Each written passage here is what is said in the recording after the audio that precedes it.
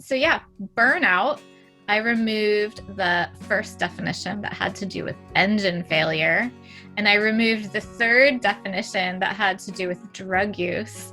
And I left the definition that we are talking about, right? Which is exhaustion of physical or emotional strength or motivation, usually as a result of prolonged stress or frustration, and a person suffering from burnout. So, like, how does this, just to sort of check in, how does this word land with you? How does this definition land with you? Is it something that's really relatable, or something that is not something that you have to think about a whole lot?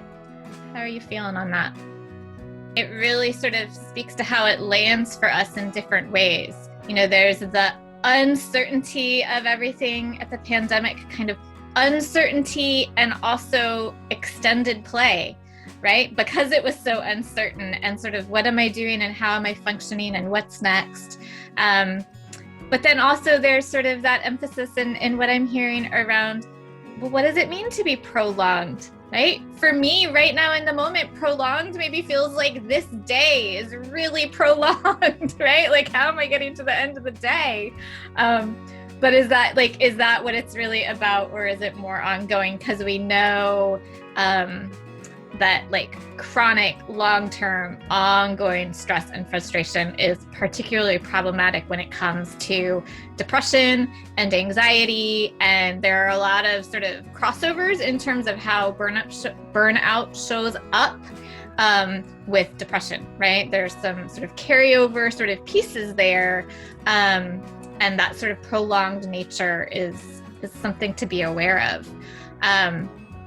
So good. Okay, on a scale of 1 to 10, with 1 being not at all burned out and 10 being at the absolute limit, where do you land today? And this is like one of those, like, you guys can come off of mute and tell me, or it can just be that kind of check-in for yourself. It can be a check-in that you ask yourself each day, right? Like, where am I in this day? What do I have ahead of me? Do either of you want to answer? You can like shake your head no. Yeah. Okay. All right. So we have a vote for 4, kind of right in the middle. 6. Okay. All right. So some variation there, kind of like right midway. You know, if I think about students and the sort of tenor of the academic semester, I think like midway in there between that 4 to 6 at that midpoint in the semester, that sounds about right. That doesn't seem so unreasonable. That might not help you feel better about it in the moment, but I think it does sort of speak to what you guys have going on at any given moment. It makes sense, right? I think another way you can think about this, I know that the title of this, I think, was like Releasing Burnout or something. You know, one way to think about this scale, if you were to use it on a daily basis, would be, okay, so I feel like I'm at a 4. What can I do today to get myself to a 3? I feel like I'm at a 6. What can I do today to get to a 5? And really having manageable goals there, right? So not, I'm at a 4, what can I do to get to 1? I'm at 6, what can I do to get to 1? But what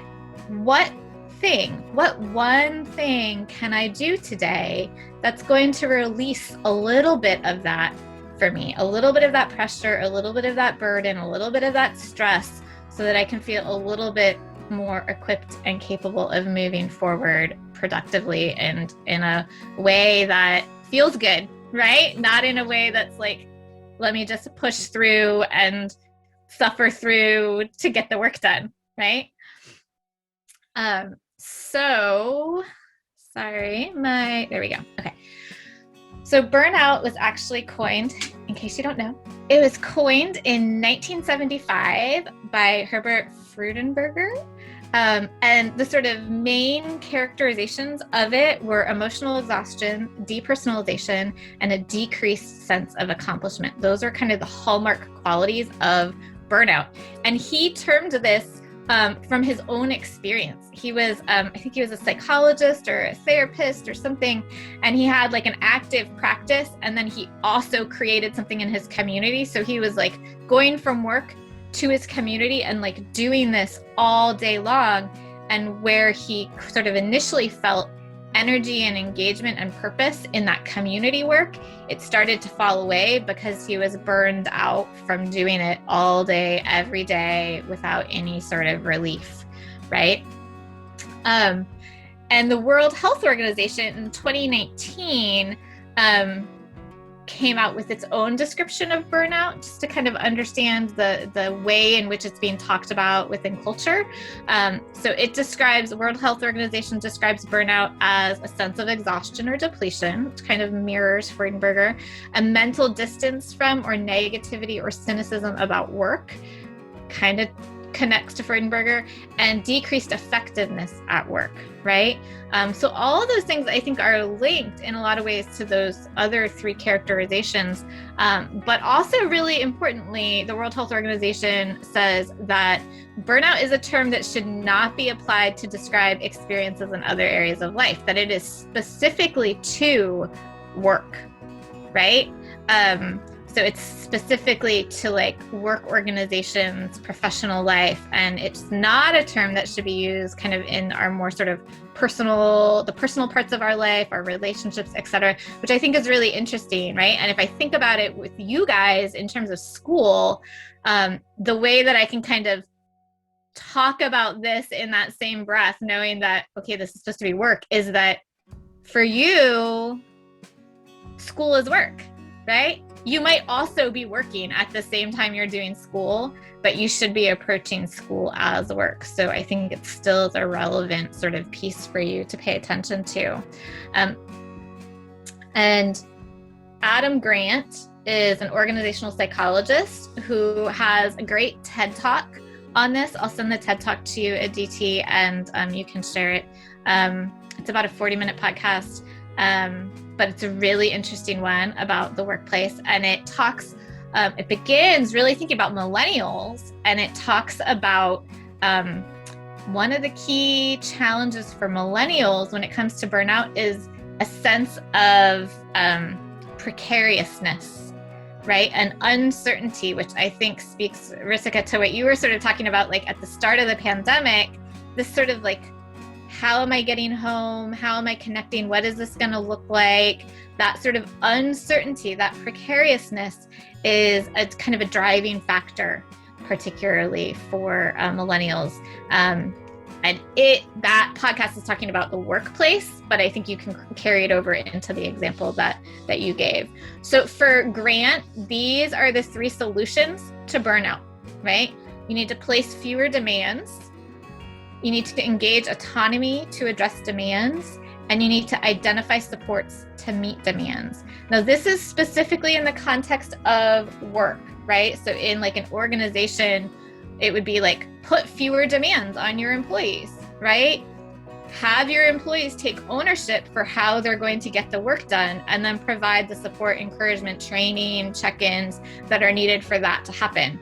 And so that's a workplace, but I think those three strategies can still apply to students, right? So place fewer demands on yourself. If you're feeling burned out and you're taking 5 classes, maybe that means you need to cut back to 4 classes the next semester, right? If you're feeling burned out from a long list of things that you need to get done today, maybe you need a different strategy for managing that list.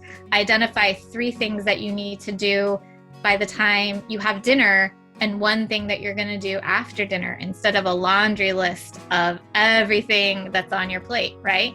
Place fewer demands on yourself.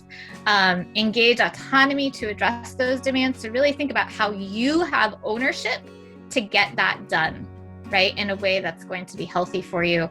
And in terms of identifying support to meet demands, really thinking about help-seeking behavior to help you manage that burnout. Who can you ask for help? Who can you help, right? What is going to be helpful, right? Is it that you need to have a quick check-in with each other, or is it you need a therapist, right? Like, what is the level of help that you need to manage it, right? Is it that you need to utilize office hours with your faculty member because the content is a little bit beyond you? Or is it that the content is beyond that and you need a tutor that you can work with every single week outside of office hours, right? So like, what is the right support to help you in that space, right? So I think there are ways to sort of translate these workplace recommendations to school life. And I know we're over Aditi. I'm just going to do this one last slide, which is specifically in terms of school. It gives you 5 other strategies for how you can work with burnout in a school setting.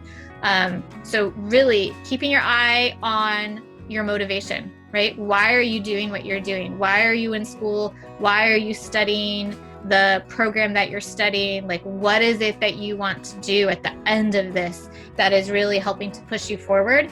And that sense of purpose can do a lot to help you manage burnout. Visualize what you've done and what you need to do, right? So there are lots of different ways to manage that, but to sort of recognize the small wins that are possible in that, and small wins can have a big effect on helping to manage burnout. Effective study strategies every day, right? So in terms of students, they often save everything for the last minute. I shouldn't say they often generically, but a lot of students do push things off until like the exam is tomorrow and I need to do it, or the paper is due tomorrow and I need to write it. We've all been there. We've all done that. But that does not help to manage burnout.